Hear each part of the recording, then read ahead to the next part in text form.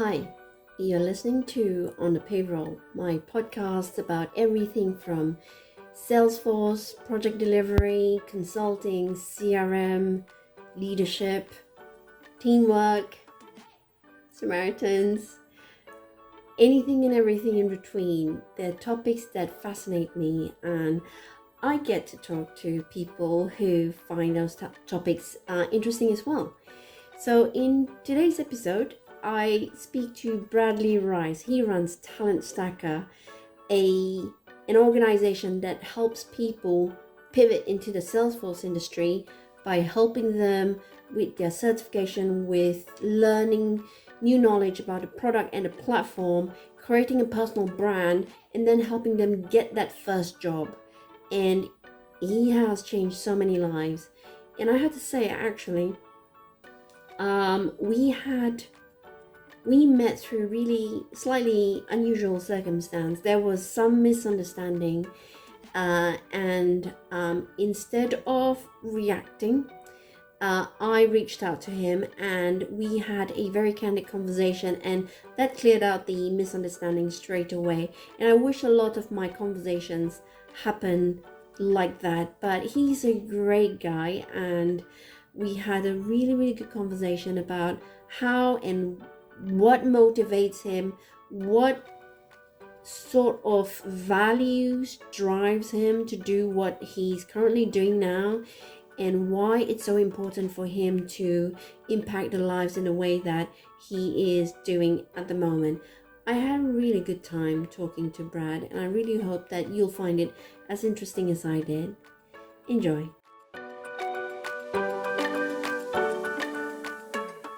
Hello and welcome. Well, good morning, Bradley. Welcome to my podcast. It's called On the Payroll. How are you feeling today? I am feeling great. Yeah. So it's you caught me first thing in the morning, 8 a.m. So this is a perfect time to catch me with all the energy I have for the day. So I'm excited to be here. Thank you for having me on, Pay. Fantastic. So I get the first tips on your energy level, and I don't really care what happens to all your other meetings for the rest That's of the right. day. That's right. Thank you. So I generally start podcasts by asking my guests to just tell me the story of your journey, because everyone's journey is different. There's always really interesting stuff to see how they made the decisions and where they went and so on and so forth. So I would love to hear your story, please. Yeah, I'll try to make it reasonably quick, and then I'll let you dive in where you want to. But I grew up in West Georgia on the east side of the United States, in a small town called Villa Rica, and I grew up on a cattle farm. So I was not into technology when I was younger. My parents were not into technology. We were definitely very hands-on, hardworking, what you would refer to as a blue-collar family. When I got to college, so I finished up high school there. When I got to college, I bought my first laptop, and I still wasn't interested in technology. I just needed it to do simple things like write essays and things like that. But really, once I finished college, I was interested in being a high school teacher. So that was my dream. I wanted to be a high school teacher. I wanted to teach students and really future generations about money. That was my goal. I wanted to teach economics. And I could not find a job. I searched within probably 60 to 80 miles of the town I was living in. Could not find any openings anywhere. I couldn't even get an interview anywhere. And I'm not sure that's because there weren't openings. I think it's because I didn't know how to get in front of people who were interested in hiring me, or how to tell people that I really am qualified to do this job. So that was sort of a shock. You know, I'd heard stories about people finishing college and not being able to get jobs. Definitely didn't think that was going to happen to me. But I found myself in a place where I was just applying for any job I could get. And that took me a few different places, but where I ended up about 8 months later, 8 months after I graduated from college, I ended up taking a junior Salesforce administrator role. And I had no idea what Salesforce was. I had no idea what that meant I was going to be doing at work, but I just decided, you know what? They gave me a shot. They gave me a salary. That salary is $35,000. And I said, you know what? I'm going to do my best, and I'm going to see where I can go with this. And that's really how I got started. And then from there to here is quite a long journey, but it's, I worked for a few different consulting firms. I worked as an internal administrator at a couple of different companies. I started my own consulting firm in 2016 and worked there doing independent consulting for about 5 years. And most recently, here in the last 18 months, started a company called Talent Stacker, helping other individuals to basically realize their Salesforce dreams and become Salesforce professionals. Wow, quite a long way from growing up in a cattle farm. So just taking you back there, how does what you do now, what do you tell your family about what you do? So many standard deviations away from where your life has been. Well, I think it's impacted me quite a bit. The older I get, the more I look back on my upbringing. And I think at the time I thought, this is a lot of work. Like, why do we have to go through this? I've got school at, say, 8:00. I've got to get up at 5:30 and go feed the cows and go make sure the animals are tended to, and then come back home, get a shower and get ready for school. And that felt like a lot compared to my friend groups, because they were, hopping up at 7:00 and making it to school by 8. And I was exhausted by the time I got to school, and they were, still asleep from barely having woken up. But looking back now, I think it instilled a lot in me. I think the first thing is that I don't really mind when things get tough. It doesn't bother me much when there's a challenge. I like to just sit down and get it done. And my grandparents would always say, make hay while the sun's shining. And it's so true. And the way I feel about my life right now is that I've got my health. My family has their health. We're young. We have energy. We have that passion to move forward. And to me, that means the sun's shining. And I may as well give my career and give this community what I have while I've got it, because my health may not be with me a year from now. And so I need to go ahead and give them what I have while I'm here. And a lot of that goes back to the way I was brought up. And then there are other things too, where we were taught to be pretty humble. And another thing my dad would say was that you're not better than anyone and no one's better than you. And it just instilled this idea that we can be as great or as seemingly not great as we need to be. And that's not important to how we're valued and how we stack up against other people. And it's still hard to really realize that and to do that every day, I think, or to feel that way every day. But at the same time, I know that's what's right. And no matter how much money I make or how much money someone else makes, or what they succeed and what I don't succeed at, it's not important to the fact that we're all people and we should treat each other with respect. So I think a lot of that is carried with me into my career. And I think it's given me, a benefit, even though they weren't talking about tech jobs or anything else. I do feel that it's given me a benefit, just having some of those ethics and morals and some of those, I think, ideas to live by. Yeah. Sounds like your upbringing gave you quite solid grounding in terms of how you've journeyed into where you are. So just thinking that a little bit longer, apart from, just hardworking values, as well as, understanding who you are and where you're, what else do you think set your compass, not just the moral side, but helped you as you made your journey through life? What else do you think you could credit your family with and your upbringing with? Yeah, I think a few things. Well, quite a few. I could go on for a while, but one thing, I was actually talking to my mom last week, and it seems so. My family grew up in my entire family is in East Alabama, which is extremely rural, low income area. My family made a huge move. It was a big disruptor to the family that they moved to West Georgia, an hour away. Everyone expected that everyone would live within 10 or 15 minutes of each other, because that's what everyone had done. And so my family, I think I felt even though in the grand scheme of things, that was such a small thing, I still felt that ability to go against the grain, to try things on my own. And that's something that I think they put into me. They also went to college, which was unusual for my family. And so that was another thing where they were constantly talking to me about, whether or not you want to go to college is up to you, but you still need to do your best and you need to make your grades. And if you're going to go to school, you may as well make straight A's if you can. I did not make straight A's, but I certainly tried. I think other things is an entrepreneurial spirit. I think my parents kind of wonder now, is, talking to my mom, and she's like, how did you end up going off? And, we don't come from a family that starts their own companies and do these kind of things. And I said, I've been thinking about that. And, when we were kids, from the day I was born until I left the house, we'd have extra vegetables from the vegetable garden and we'd sell them in a fruit stand out by the road. We were always on baseball teams, and we would host baseball camps for all the kids, and they'd come to our house, and we'd have, we lived on a big farm. So we had, big lakes where we would do paddle boat races and different things just to keep the kids busy during the summer. We had our own grass cutting business that my parents kind of started for us to get the kids out there, but we had a truck and a trailer, and the same stuff we cut the grass with at the house, we just go cut grass down the road.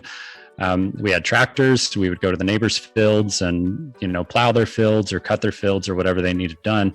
And there was always so much work to be done out there, and we knew how to do it, and we already had all of the equipment.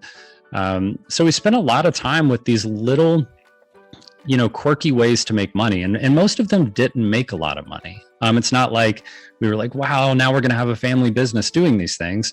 But it was more so, I think, ingraining in me that there are skills that we have, and it might be growing vegetables, it might be driving tractors, it might be cutting grass, it could be a variety of things, but we have skills, and those are marketable skills. And once we attain those skills, if we are better at those things than other people, then we have a real opportunity to make money doing those things. So they definitely got me into a business mindset.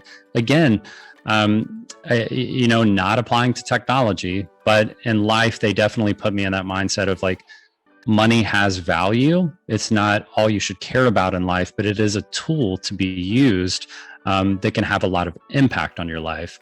And they were teaching us little ways to make money, and it didn't have to be go to school, do this, do that, go to the office, do 40 hours a week. And so I think coming into my career, I was challenging a lot of the norms of, do I really have to work 40 hours a week, or could I work part-time? Do I really have to go into the office, or could I find a remote job? Do I really have to do business the way other businesses do it? Or can I carve my own path and have success? And I'd been taught that you can do whatever it is you want to do, and you can be successful as long as you put work into it.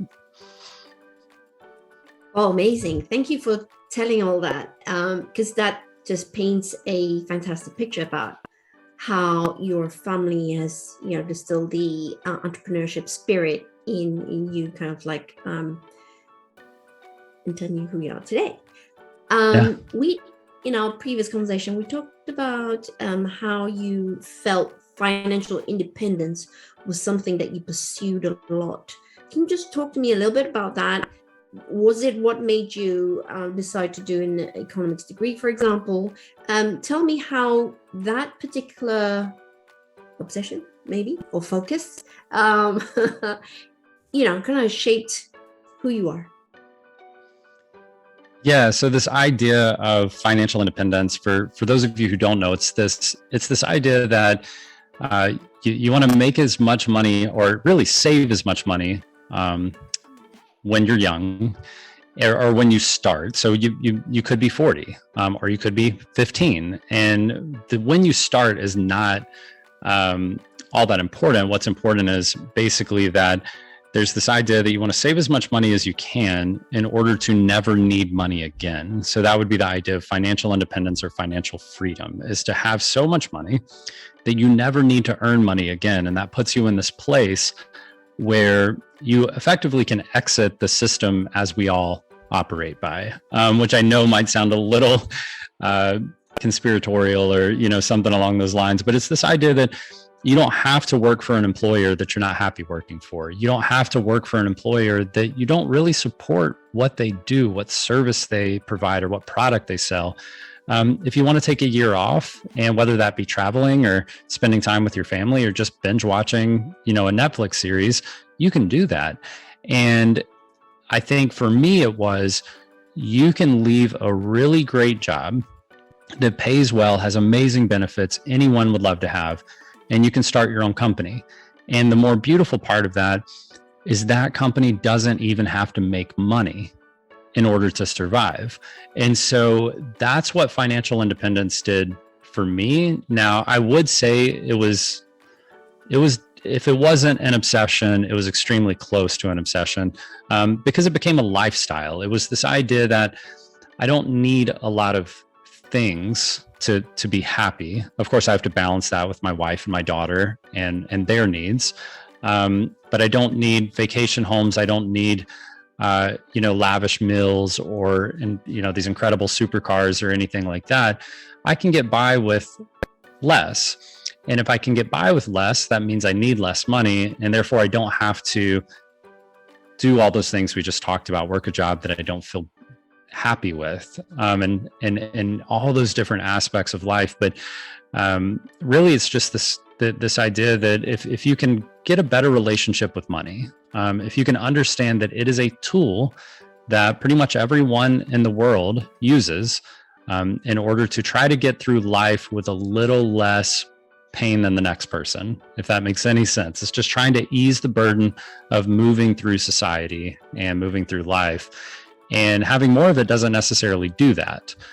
It's having a stronger relationship with money and a better understanding of money that allows you to do that. So whether you make $1 million or $50,000, that person making $50,000, if they have the right relationship, could be having a much easier, much smoother life than the person making $1 million. And it's because of their relationship and understanding of how to use money to really drive the value that they want to see in their life.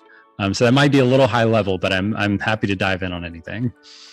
No, that's perfect, because that's kind of what you're doing with Talent Stacker, is giving people the opportunity to get to where they can be financially independent, because there's nowhere else, I think, that leverages the knowledge economy with a product as amazing as Salesforce, and an ecosystem that supports it in so many ways, not just in terms of the systems and structure and the partnership ecosystem and ISVs around it, but also the culture that Mark Benioff has instilled with the Ohana and the just that helping each other elevate each other. So all the pieces are in place for you to do what you do. And therefore, it's just a nice segue into how you kind of got started and why you decided to pick this particular niche to get in. Yeah, so I think you can call it whatever you want to call it. I call it blessed. You might call it lucky or fortunate or anything in between. But, going back to the beginning of this conversation, I was applying for anything and everything and happened to fall into a junior Salesforce administrator role. I don't know if that was meant to happen, but it happened. And it definitely set the framework for what my career was going to look like. That was in 2010 when I landed that job. So when you look back at that, I've now been in that career path for 11 or 12 years. And I had before starting Talent Stacker, which is, what I would say I'm currently doing right now, is focused 100% on Talent Stacker and helping other people start Salesforce careers. But I'd gone from starting a Salesforce career in 2010. Within 4 years, I had gone from that $35,000 entry level income to making about $120,000, working full time at a consulting firm 5 years later. And then after starting my independent consulting business, within 3 years of doing that, so 8 years into my career, 3 years into independent consulting, I was making over $200,000 working 20 hours a week.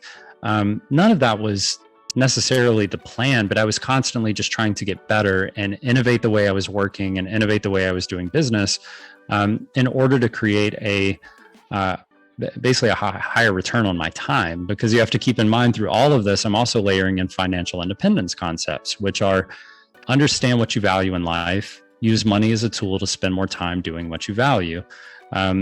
If you look back, you'll notice that when I started part-time work, independent consulting, is the same year my daughter was born. So I had a new value. I had a new thing that was, to me, more important than anything else in life. So it meant that even if I had to take a pay cut at work, I was going to work less. I was not going to work 40 hours a week because I wanted to spend more time with her. Now, once again, through thinking critically about the way I do business and trying to do a little bit better really each day, I eventually got to a point where I was working 20 hours a week, making more money than I'd ever made full-time consulting. So that was something that I never expected.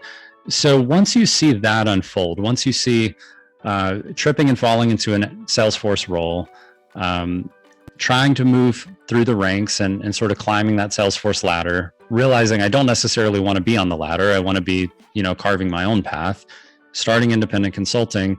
So then at that point, I was financially independent. So at 31 years old, excuse me, I was financially independent. I no longer needed to earn income in order to provide for my family and to have the lifestyle that I was comfortable with.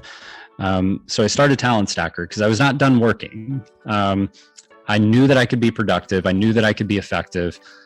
So I took that history of going through internal roles and consulting roles and starting my own company and freelancing and independent contracting. And I thought, I think I'm really well equipped to teach other people how to repeat these steps, because I saw people getting, number one, just in general, people in the public, not in the Salesforce ecosystem, but just generally people struggling with earning enough money to have a lifestyle that they felt comfortable with. So I sort of felt like that was unfair that I had that, but they didn't. And these are good people. I'm not talking about lazy people who just want everything for free. I'm talking about hardworking people who want to succeed and they don't see a clear path forward.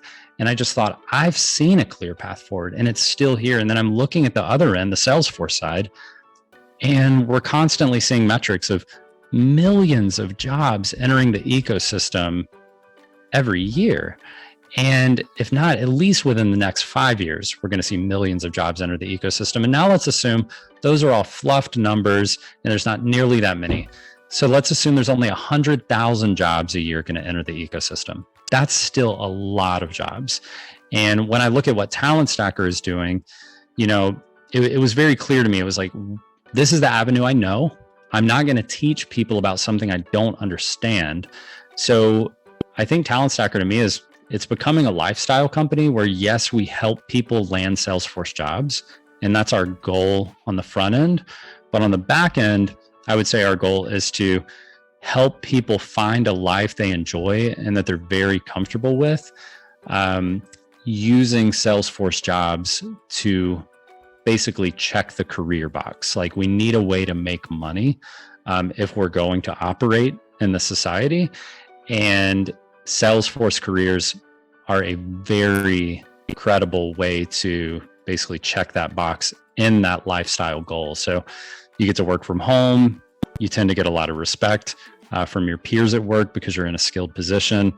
You don't have to go back to college and get in, tens or hundreds of thousands of dollars in debt. You can transition relatively quickly, even if you're a mid-career transitioner. So you could be anywhere from college to, I have 5 years left on my career and I'm getting ready to retire. You could be anywhere in between, and this is still a viable option for you. So I just love Salesforce as an ecosystem, but also as a play in order to generate a life that you actually enjoy. Yeah. It's amazing. Thank you for sharing that bit. What's been what have you learned about yourself throughout this journey, just starting this business and helping people get the lifestyle they want? Oh, I've learned a lot. I think I feel like I'm still drinking from the water hose. It's not every day, but I would say every week, every month, it seems like there's something major coming up where I'm having to re-understand the way I think and the way I look at things. One thing I'll say I struggled with a lot in the last 6 months is people judging you when they don't know who you are, and they're willing to talk about you in groups, even though they've never spoken to you personally. They don't even know you. I never dealt with that. I was unaware of the drama in like high school and college, or it just wasn't happening. So it's not something I was comfortable with. I was always much more comfortable with, if you question what someone is doing, then you want to try to talk to them first. And so I realized, like, wow, I'm in the real world now. Like, that's not the way life is going to work. And there's not always going to be a problem, but there are going to be things that come up. And you, being me, I need to learn to handle those things within myself if I'm going to be able to really find a solution for those problems. So first I needed to solve my emotional feelings. And what I realized was that it was coming from a place of fear for me. I was scared that, like, maybe I really don't know what I'm talking about. And I was starting to feel like an imposter, right? Like, maybe I don't know what I'm talking about. Maybe I am, you know, somehow a bad person for doing what I'm doing. And then, of course, realizing after, you know, talking with my wife and other people that I'm, you know, very confident speaking with, they're like, Brad, that's so far-fetched. Like, that's not even close to reality. There are people out there who just want attention and they just feed on negativity. And you've got to let those people do their thing. Don't give them the attention they're seeking. Stay focused on what's real to you. And I ended up boiling that down. All of that came down to, I thought I was trying to do good. And I thought if I could do good, then everything would just go the way it's supposed to go. But what I really ended up understanding was that good is not fair all of the time. Good is not just all of the time, but none of that is important. I just have to keep doing good. So I got it down to that point of, like, if I'm going to be doing good constantly, sometimes I'm not, necessarily going to get the credit that I think I should have. Sometimes people are going to say negative things, even in spite of you doing good. And sometimes it's not going to be just. So they're not always going to get called out or proven wrong or anything in between. And all of that's okay, as long as you just keep doing what you know is right and what you know is good. So that was one of the big things I learned here in the last 6 months, is that a lot of people just say, let it go, ignore the haters, you know, all that kind of stuff. To me, I wanted to understand it and why it had an impact on me, so that I could handle those situations for the rest of my life, not just for a single situation. Yeah. So if you will allow me to just, pull the layout on that for a bit. So from what I see, so I came to know about you middle of last year, I think. For some reason, when I was running my masterclass, a big bunch of the talent stackers decided to take me up on my offer. That was the first time I got to know you, and I got to know about what Talent Stacker did, and I thought, wow, that's amazing what you're doing. So right now, hearing what you're saying, for the life of me, I cannot even begin to imagine what it is that people have against what you're doing. So, just for some of the audience who are like me and wondering, what is it that people have been saying? So, I think there's a show in America where, one of your comedians who do the late night shows, and he gets celebrities on and he gets them to read the mean tweets about them, right? To give it, and I think that's, Jimmy Kimmel, I think that is, yeah. Yes, and I saw a bit of it, and I thought, what a great way to just shine a light on, something that in the grand scheme of things doesn't mean very much. So if you can just indulge me a bit, just share some of the things that you've been hearing that made you go, that's not me. Why are people talking about that? So that when others who are going on a similar journey, who may hit the same roadblock as you do, I'm thinking about myself for one. So I'm very early in my entrepreneurship journey. I also believe very deeply in what I do and the value that I bring. And up to now, I feel that the people that I've interacted with have, when they know me, they've got positive things to say about me. But at some point, I will get to where you are now in terms of the volume and the scale of people that I'm reaching. So I'm curious to just get a bit more detail. What are people saying, and how have you approached that? Apart from saying to yourself, this is an emotional thing, but did you investigate what they said? Were they, Oh, yeah, I think that's a really fair question. And yeah, anytime someone critiques something, I'll put it that way. And to me, there's a right way to criticize something, and there's not necessarily a wrong way, but not the way I would criticize something. And if someone comes to me and they're like, "Hey, Brad, I don't really think this is how that should be handled. I've got some better ideas." I'm always open to hearing those critiques and looking at what we're doing and saying, is there a better way? Have we thought this through? And can we apply some of these changes to improve it? Because we always want to improve no matter how good things are today. And to your point, I feel like once people have an opportunity to talk with me and just reach out and say, "Hey, Brad, can I get some of your time? I'd like to better understand what you're doing." That's what I enjoy. And that's when I feel like we actually build a relationship and people realize, like, wow, of course, Brad's not trying to do, anything negative. Might I do something negative unintentionally? Absolutely. It's bound to happen. And I would love to hear those things. But I would say, of course, I'm not gonna name any names because I don't think it solves anything or serves any purpose. But basically, I think what happened was Talent Stacker came in, and to the Salesforce ecosystem is a community. And for those reasons, a lot of people are very generous with their time and they're generous with what they put in. What a lot of people didn't know is that I've been a part of that community for a long time. I've just never gone down the path of trying to become what Salesforce calls an MVP, and trying to get credit for any of the work that I'm putting in. I've never gone down that path. On the other side, we had created our own community group, Salesforce for Everyone being one of them. I've been going on podcasts since back in 2018, talking about Salesforce careers and the opportunity there far before Talent Stacker was ever in existence. So, but far before having a product or anything at all to market, we were doing those things, but a lot of people didn't notice us then because it was quiet. And we weren't getting a lot of reach. And that was okay because it was all just out of generosity. So then when we started Talent Stacker, we were more focused on being heard. It was, I'm going to go on LinkedIn and I'm going to say something. We have a company. I'm going to go on a podcast and I want to say something about our company. So then all of a sudden we were being heard and we were getting traction because we were having unbelievable success. I still can't believe the level of success that our members are having, that our community is having. It's unbelievable in the best ways possible.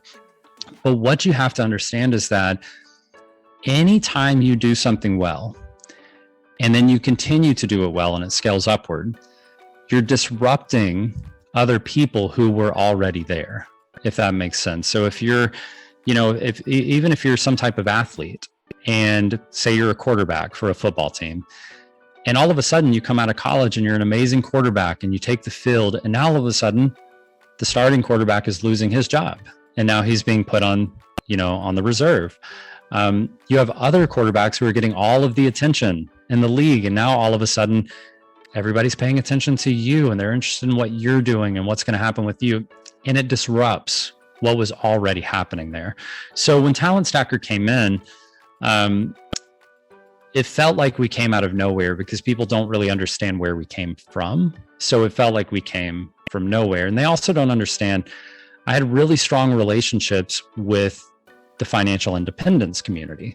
So Salesforce was not my only community, and it still is not my only community. My goal is not to just serve the Salesforce community.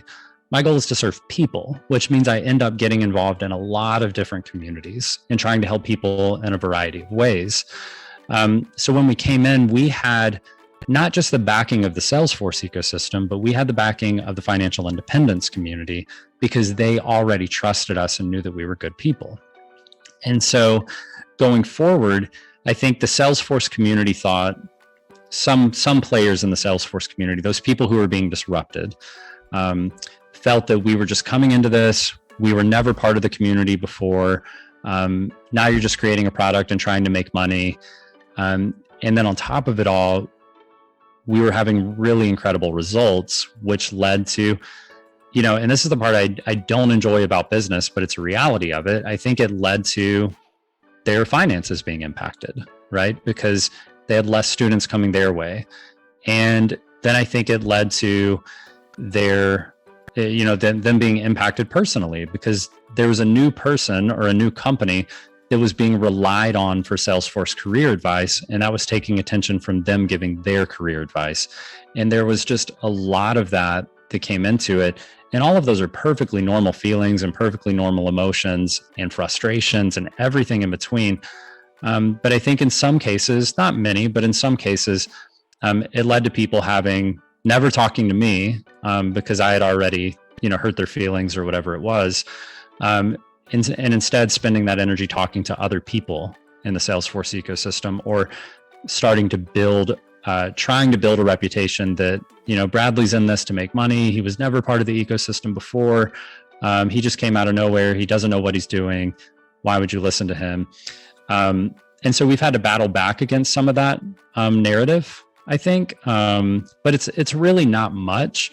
But again, it was something that I was uncomfortable with because I didn't have much experience with that. So even just a little bit of that narrative, again, gave me that imposter syndrome of like, wait, am I doing something wrong? Like, did I come into this and was I part of the community? Did I do what I was supposed to be doing to earn my spot here? And having to figure out all those small things to really just to get to a point where I felt comfortable when this comes up a year from now. And inevitably it will, as we grow and scale, these will become bigger and bigger, and people will actually, use whatever influence they have to try to create a bad name for us, because some companies, unfortunately, operate in a way that instead of trying to innovate and build up their own value, they just try to destroy the value of other people. Thank you for sharing that. It sounds like the last 6 months has been just one of those challenges of scaling that you've been talking about. Apart from that, during this journey, has there been anything, where I want to get to is, sometimes people hold, I can't find a better word right now, but a belief that something's right. But then generally what happens is you learn about what's happening, you learn about yourself. And let me just shrink it down to, is there anything that's happened that made you change your opinion 180 degrees? Oh, that's a really good question. Change my opinion. Yes, I mean, I've definitely changed my opinion on a lot of things. There's some things that I had an opinion on, and now I have an even stronger opinion on those where I'm like, yes, not only was it right, but it was beyond right. There are other things where it's like, oh man, I really thought that was right, but it was well-intentioned, but it was headed in the wrong direction. And I think one of those things that stands out to me when you mentioned that is volunteering. So for the audience here, one of the best ways to get your foot in the door of really any career path is to volunteer your time, do internships or what have you, in order to get experience in those areas, because it obviously makes you more marketable. It's that double-edged sword, or catch-22, I should say, of we won't hire you unless you have experience, but now you can't get experience because no one will hire you to give it to you. So volunteering is a way around that, right? So you're not going to hire me, but I'll do the work. And now I have the experience. And now you can hire me because I do have the experience. And I thought, people should get a certification, and that proves a baseline understanding of Salesforce. and then they should go out and volunteer their time at companies. But what I wasn't fully aware of, I knew that things happened in these volunteer opportunities that weren't great. Like somebody would go into the company, feel, I think, a little more prepared than they really were. And then they would go in and they would make changes that they really shouldn't make, or they would give advice that they really aren't in a position to give. And they would put these companies in a worse position than when they started. And yes, it was free work, but free work isn't always what you need. I mean, it's like going back to, anything else. It's like if you have a grass cutting business and you want to volunteer to do it because you want to get, a little experience under your belt, and then you go out there and, shave somebody's grass into the dirt and it won't even grow back, you put them in a worse position than where they were when they started, even though the labor was free. And that's what happens in the Salesforce world sometimes too. When people are too new and they're too novice and they volunteer their time, and that company that's asking them to volunteer is unsuspecting, they don't know much about the technology, they just say, come in and do these things, and then the volunteer does. But they do it horribly wrong, to the point where now that nonprofit is in a worse off position than they were before. I knew those things happened, but it didn't initially change my perspective on, well, yeah, those things happen, but what's the alternative? And how are these people going to get experience if they don't volunteer their time? How are these people going to get help with their Salesforce orgs if they don't allow volunteers to come help? Where's the solution in between? And while I still don't think I have a great answer to that, I did completely change my opinion on whether or not complete Salesforce beginners should be out there helping companies voluntarily.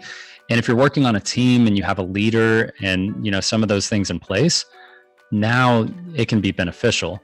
But if you're working by yourself and you don't have anyone to bounce ideas off of or tell you, I don't think that's the right thing to do, then now all of a sudden it's the Wild West and you really can create problems. So I think that's one of the things that U-turned for me. And again, that came from getting feedback from the community and people reaching out and saying, Brad, I see you telling a lot of people to go out there and volunteer and use these sites to find help. And I'm like, yeah, shouldn't they be doing that?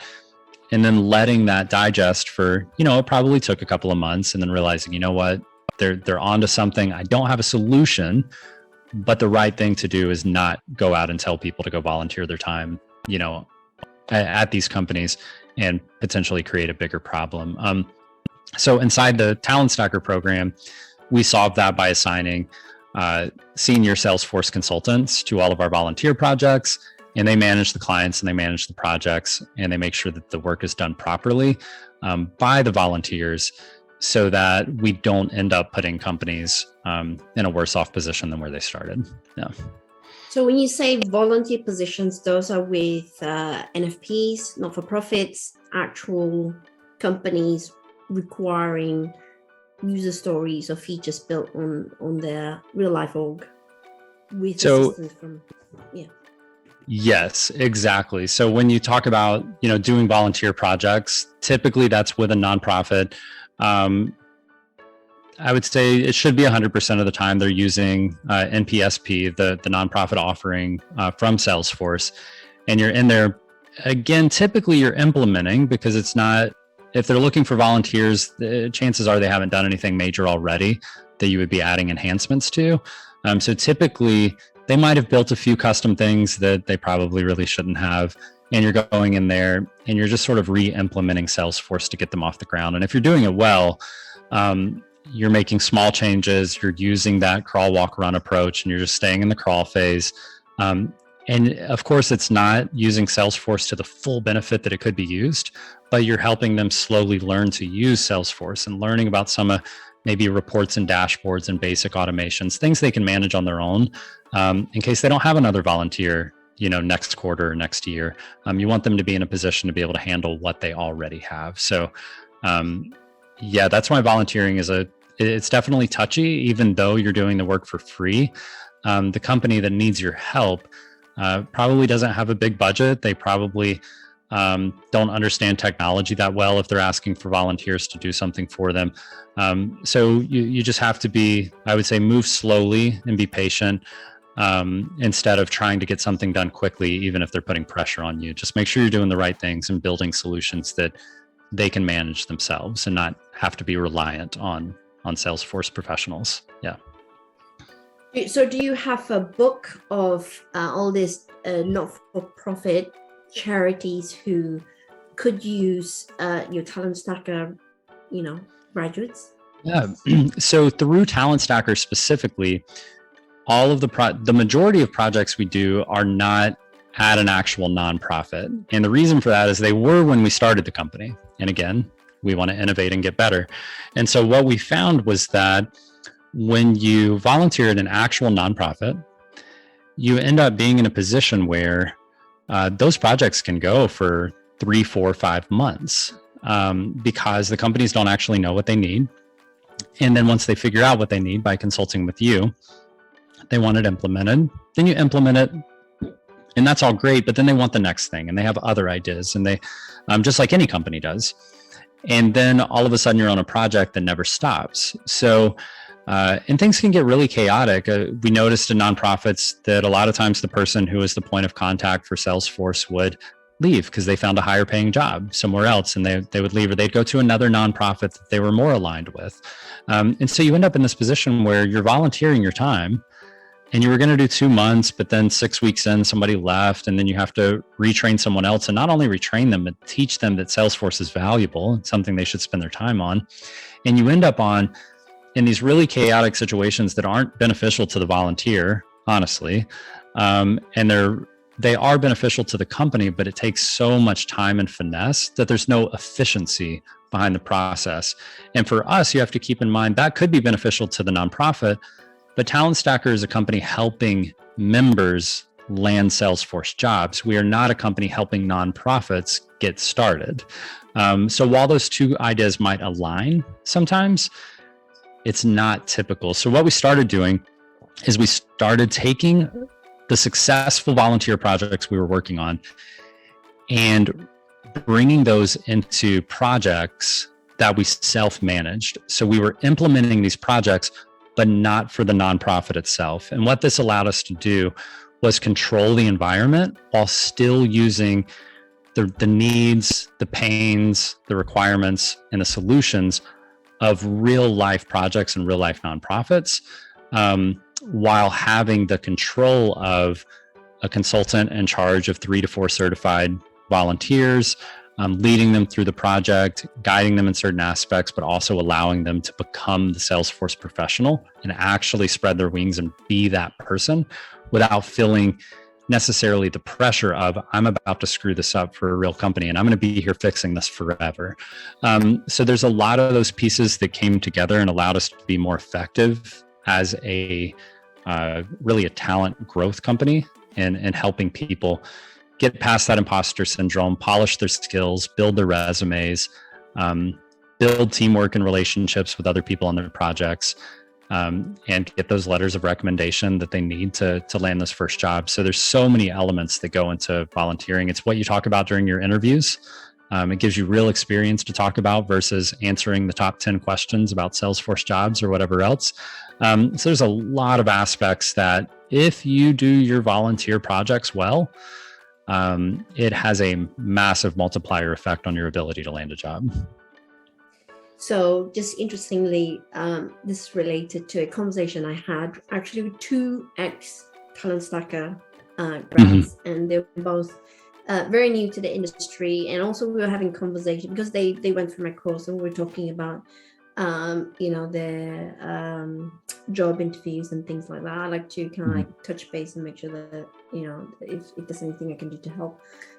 So observation, I think this is no big secret, is yes, there's all these millions of jobs coming in, but they feel like it's a reserve of those who've got at least 2 years under their belt. All these people that you're helping may have that struggle. So that's why your roadmap and your curriculum is so crucial in helping them actually just get to the front of this group of people all entering the ecosystem. So I just want to share. So my point of view, as you know, it's all from consulting, delivering projects, with a consulting partner, and I also do a lot of interview. And I shared with the person I was speaking to, and so some of the ideas that we discussed was maybe like there's a scout or an organization nearby who may not have anything, to go up to them and say, hey, look, would you like me to have a go at building you an org that will manage your members, and this is what I could do. So that we tossed some ideas around, and that sparked one of the memories that I had where I was interviewing. Me and a technical architect was interviewing. We were interviewing a few people, and he was doing the technical interviews, and I was doing the culture, teamwork, best fit kind of thing. And this guy really impressed us. And what he showed us was, look, I have zero corporate experience with Salesforce, but I learned about Force.com, learned about Heroku, and my mom, kind of like rents out this little all her apartments and things like that. And I built an app that did that. Let me show it to you. And these are the features, and he walked us through everything. And then someone else did the same thing, because he was into fashion, and the fashion in the UK was horrible. And so he decided to build an app that showcased his girlfriend doing all these things and where he would upload stuff. So I thought that was really compelling and very impressive, and both got the job. And so just to add on, because we were talking about this, one of the things that I hear that, okay, so if you can't do nonprofits, you can build your own app that tracks your job application, that manages your wedding preparation, whatever, but in a way that shows that you know what you do. So if I can just add something else there. So if you're looking for a consulting job, what will be really useful is, on top of that, you also document the user stories that you are building off, plus the process maps, and to also create a little show and tell around all of that. And while just working at a nonprofit may not be that useful for so many people, everyone can do this. Job tracking app, for example, the one that comes to mind. So I just want to share that conversation I had with No, those are wonderful ideas. And I call those personal projects, and I do recommend that people get on teams to do those personal projects too. Like, find a couple of other certified people that maybe you have a relationship with and you could work with, because then you all get the benefit, and you learn to work together and like schedule the Zoom meetings, and you're in different time zones, and it adds another layer of complexity that's going to be part of the real world. I love personal projects. And to your point, it gives you something you can showcase during an interview. You can put it on your portfolio. You can make a 3-minute demo and put that on your LinkedIn featured content. There's so many ways to share. And in the modern job market, you cannot rely on the resume. You have to have your LinkedIn profile showcasing all of that value for you, so that people can actually find it and see that you might be a really great fit for their company, and you're giving them a lot of reasons why that could be true. So maybe they're looking for somebody with 2 years experience, that when they see everything that you've accomplished and what you're capable of, they're likely willing to overlook that. Yes, they get to save some money, but they also get to grab top talent that is newer to the ecosystem. So it's a win for everyone, really.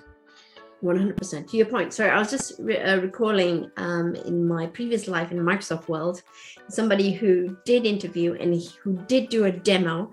What he'd also did was he installed a lot of partner products from the App Exchange in the Microsoft world, and he demoed their product along with the app that he built, and told a very compelling story about what. So your idea about working with other people in a team, that I think adds so much more to the experience. So appreciate that. Thank you for that. So I realize we're just approaching the time, but what I'd like to ask you is, having built, and I think you've impacted a lot of people that I meet on LinkedIn, within the community, there's just so much positive vibe around what you've done, what you've built, what you've done for people. What's next for you? You've already achieved your financial independence. you've built this, quite amazing entity and community. What's the next thing for you? Yeah, I think that's a good question, and I do appreciate it. So for now, I am not done with Talent Stackers. So I think there's so much more we can do, to the point of, getting the right people in place. So we have some incredible people behind the scenes. I think a lot of people look at it as like it's the Bradley show, and it's like Talent Stacker is just me. And I think that's because it was me for a while. But now that we've grown and scaled, there are some incredible people like Anita Smith and Alex Warnicki, Justin Dux, Anthony Scrima. I mean, Stephania Nader. They're just incredible people behind the scenes that are making all of this happen, and they're way smarter than I am. I would say I'm a good facilitator, but they are incredibly talented, intelligent people. And it is just beautiful to see that unfold. But all of that to say, I think we've helped here in the last 18 months, maybe about 1,600 people start Salesforce jobs. And that is an incredible accomplishment. I'm very proud of that. But when we look at the numbers, again, 100,000 new jobs a year, and the estimates are far higher than that. But even just being conservative and saying there's 100,000 new jobs a year, we're still only impacting about 1% of that. And so I know that there's a much larger impact we can have. And I'm not necessarily concerned about people just getting paychecks. Going back to everything we've talked about, it's about, school teachers who don't want to be school teachers anymore, nurses who don't want to do nursing anymore, veterans who don't know what they want to do with their careers outside of the military. It's everything in between. It's anyone who doesn't know about Salesforce today, and it could be a career path that would cause their life to be more valuable or more aligned with their values. That's what we still have to go out there and do. There's so many people we can change lives for. And so I'm still adamant about getting out there and doing that. So for us, Salesforce for Everyone podcast was a big push to do that. I know people enjoy podcasts. So episode, I believe 4, just released this week. And we'll keep releasing episodes. We plan on doing those weekly for as long as it's valuable. We're not just going to keep spitting out episodes if it's not valuable. But as long as it's valuable and we feel like we have something new and actionable to talk about, then we're going to keep pushing those episodes out. So that's me and Anita Smith doing those. And I think that's been the new big project for us. And we've had a lot of fun with that. We're working on, another free resource for people to come learn about Salesforce, which is obviously something we're really passionate about. So no big plans outside of Talent Stacker right now. We're still focused on innovating, scaling, and helping more and more people land Salesforce jobs. Perfect. I think that's absolutely what the ecosystem needs right now, because, left, right, and center, you see this recruiters going like, a new job, I need new people. So thank you very much, Bradley, for spending some time with me and talking about your journey. It's been fascinating for me to hear, and also for me to see, that's where I could be at some point. So thank you so much, Bradley. I really appreciate that. Of course, it has been an absolute pleasure talking to you. I appreciate these questions that are not your run-of-the-mill, we're getting into the philosophy behind a lot of these things, and I absolutely enjoy all these different aspects of it. So thank you for having me on Pay. I'm happy to join you for a conversation anytime. I'm sure there'll be a part 2 at some point. So thank you.